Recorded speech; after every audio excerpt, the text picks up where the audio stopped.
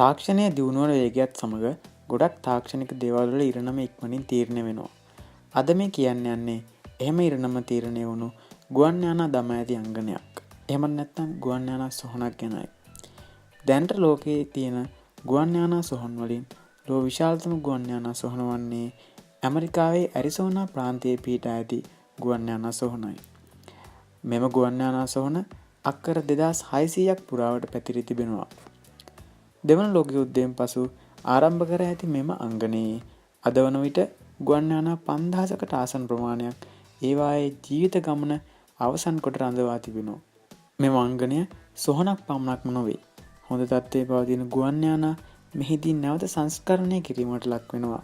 මෙම අංගනයේ ඇති ගුවන් යානාවල කොටස් තවත් ගුවන් යානා අලුත් වැඩියාවට යොදා ගන්නවා. මගේ ගුවන් යානා, යුද ගුවන් යානා, හෙලිකොප්ටර් ඇතුළු නොයෙකුත් ගුවන් යානා මෙහි අවසන් ගමන් යමින් තිබෙනවා.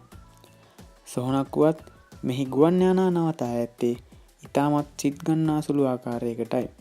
අහසේ සිට බලන කෙනෙකුට එය දිස්වන්නේ ඉතා මනරම් දර්ශනයක් ලෙසයි.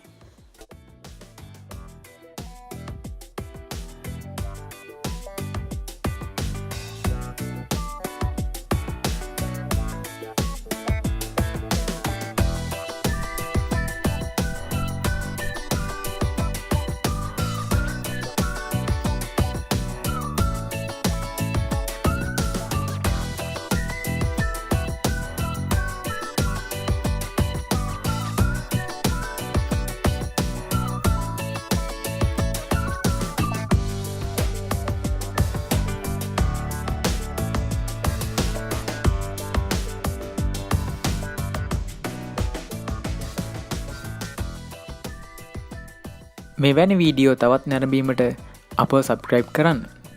අලුතෙන් වීඩියෝ දාපු ගමන් දැන ගැනීමට නම් කුඩා සීනුවත් ක්ලික් කරන්න.